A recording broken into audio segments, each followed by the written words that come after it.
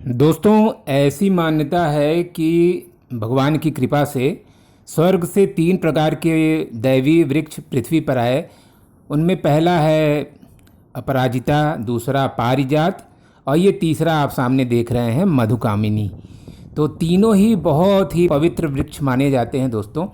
और आज मैं आप लोगों को ये जो आप मधुकामिनी देख रहे हैं, जिसको इंद्रबेला या कामिनी लता या कामिनी नाम से बुलाया जाता है, ये बहुत ही दिव्य पौधा या वृक्ष रूप में, अगर ये इसको ज़मीन में लगा देंगे तो आप वृक्ष रूप ले लेगा ये, और आप गमले में लगाएंगे तो ये गमले में ही शोभा बढ़ाएगा। तो दोस्तों, ये तीनों प्रकार के वृक्षों के बारे में हम लोग जानते हैं कि ये बहुत ही दैवीय वृक्ष हैं। तो आज मैं मधुकामिनी यानी इंद्रबेला के बारे में आपको कुछ बताऊंगा। तो ये मधुकामिनी का जो फूल होता है वो गर्मियों में खिलता है, और घर में अगर आप एक बार अपने गार्डन में इस कामिनी के फूल के पौधे को आपने लगा दिया तो ये समझ लीजिए कि 4-5 साल या उससे अधिक समय तक इसमें फूल आते रहेंगे।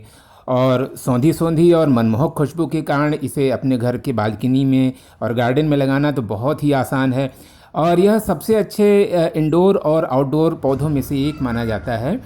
और दोस्तों, ये वास्तु की दृष्टि से भी यह पौधा बहुत ही उचित है अपने घर में लगाना। और यह प्लांट घर के आंगन में, ऐसा कहा जाता है कि ये घर में जहाँ पे रहता है वहाँ पे खुशियों से घर के आंगन को भर देता है। ज़रूरी बात यह है कि बहुत कम रख रखाव वाला ये पौधा है, और इसमें इतनी सुगंध होती है कि इसमें तमाम तरह के चिड़िया पक्षी आते हैं। तो दोस्तों, ये कैसे फूलों से भर जाए तो मैं आज आपको बताऊंगा। ये आप सामने देख रहे हैं अनाज का पानी, यानी कोई भी अनाज जो आपके यहाँ धुला जाता है उस अनाज के पानी को आप इस पौधे में डाल देंगे तो ये जान लीजिए कि पौधा आपका फूलों से भरपूर भर जाएगा। तो सबसे पहले चलिए इस गमले को अच्छी तरह से साफ़ कर लेते हैं।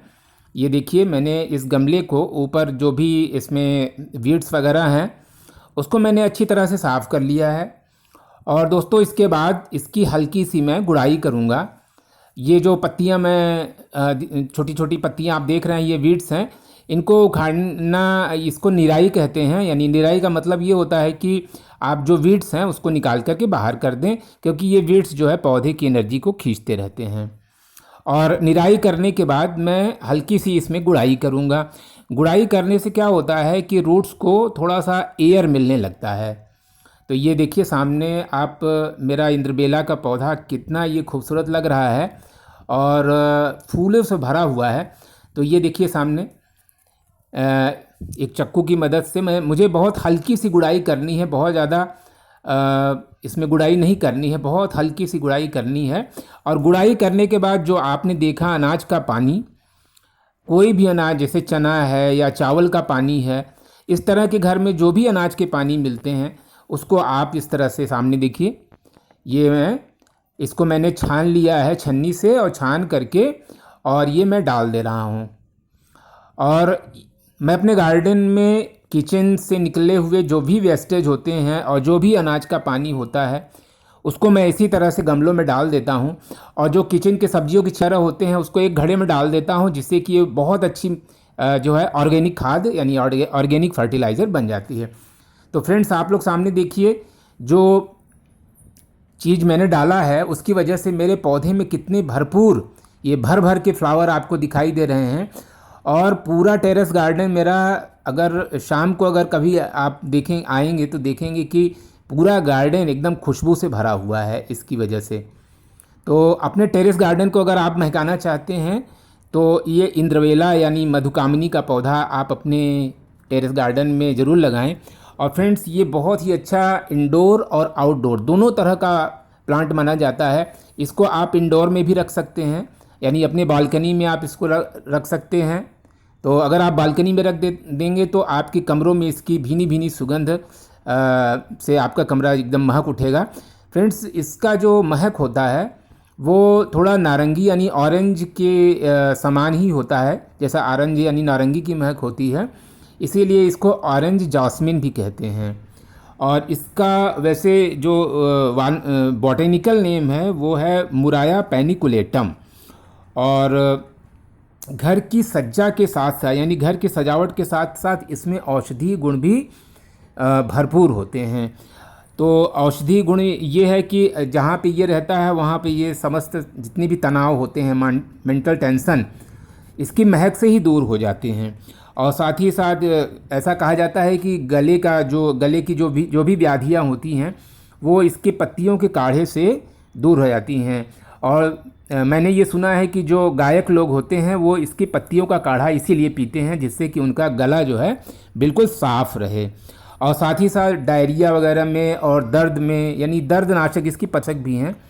और इसका जो है सरसों के तेल में इसकी पत्तियों को उबाल करके लगाने से गठिया, बतास, इन सब में बहुत फ़ायदा होता है, ऐसा आयुर्वेद में लिखा हुआ है। तो दोस्तों ये देखिए, मैंने अपने गार्डन में ये इम्पॉर्टेंट पौधा यानी मधुकामिनी यानी इंद्रबेला का पौधा लगा करके रखा है और आजकल इसमें भर भर के फ्लावरिंग हो रही है। तो ये पौधा आप लोगों को कैसा लग रहा है प्लीज़ कमेंट करके ज़रूर बताइएगा। फ्रेंड्स, वास्तु के हिसाब से ये पौधा बहुत इंपॉर्टेंट माना जाता है। जो भी वास्तु विशेषज्ञ होते हैं वो रिकमेंड करते हैं इस पौधे को अपने घर में लगाने के लिए। इसको आप अपने टेरेस पर या अपने गार्डन में या अपने बालकनी में रख सकते हैं। और वास्तु विशेषज्ञ ये भी कहते हैं कि जिस घर में ये लगाया जाता है उस घर के लोगों की इनकम बढ़ने लगती है। तो ये सारी क्वालिटीज़ इस पौधे में हैं। तो मेरी तरफ से ये रिकमेंडेशन ये है आप लोगों को कि आप भी अपने घर में, अपने गार्डन में इस पौधे को ज़रूर जगह दें। इसको कटिंग से आप इस समय बरसात में बड़े आराम से लगा सकते हैं। इसकी छोटी छोटी कटिंग्स आप पतली पतली बना लें। कटिंग पूरी हरी न हो, थोड़ा सा हल्की सी सूखी हो, और आप उसको बालू में मतलब इसकी पत्तियां जो है आप हटा करके और जो कटिंग है उसको 45 डिग्री पर काट करके उसको बालू में अगर आप गाड़ देंगे तो कुछ दिनों के बाद इसमें पत्तियां निकल आएंगी। इस तरह से आपको एक नया पौधा मिल जाएगा। तो वीडियो देखने के लिए थैंक्स फॉर वॉचिंग दोस्तों।